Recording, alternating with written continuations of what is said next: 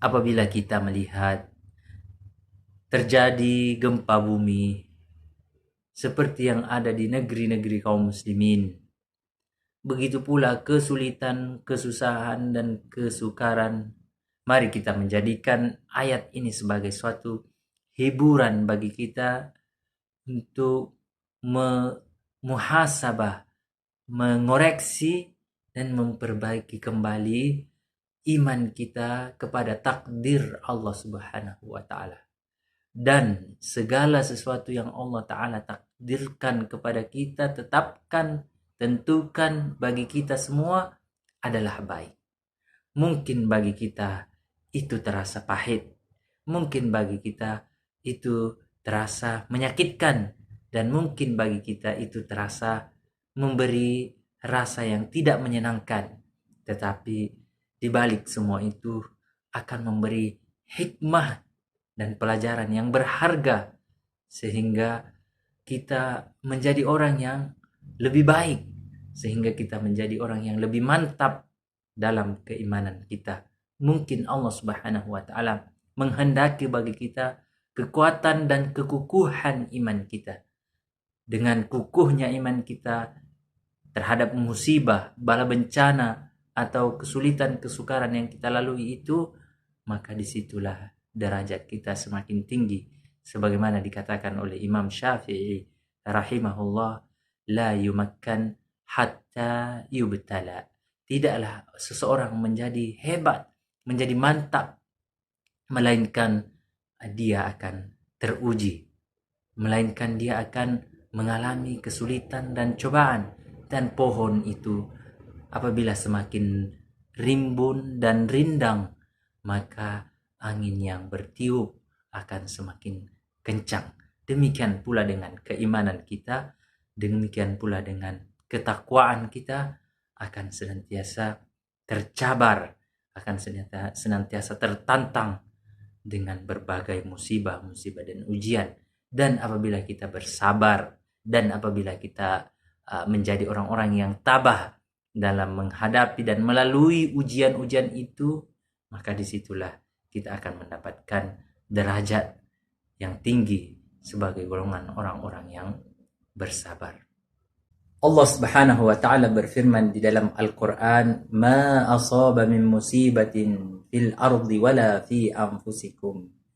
Tidaklah suatu musibah atau bala bencana menimpa atau terjadi di muka bumi ini, dan begitu pula menimpa diri-diri kalian, illa fi kitab, melainkan telah tertulis, telah tercatat di Lauhul Mahfuz, di kitab Allah Subhanahu wa Ta'ala, min qabli an nabraha, sebelum langit dan bumi serta diri-diri kita ini diciptakan oleh Allah Subhanahu wa Ta'ala.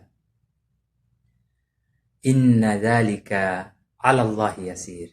Sesungguhnya bagi Allah Subhanahu wa Ta'ala hal yang demikian sangat-sangat mudah.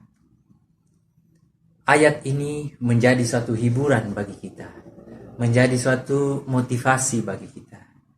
Apabila kita melihat di sana terjadi bala bencana yang menimpa kaum muslimin, gempa bumi, kesulitan, kesukaran yang terjadi di Garut, di Cianjur, menjadikan bagi kita bahwa apa yang terjadi ini adalah suatu ketetapan Allah Subhanahu wa Ta'ala.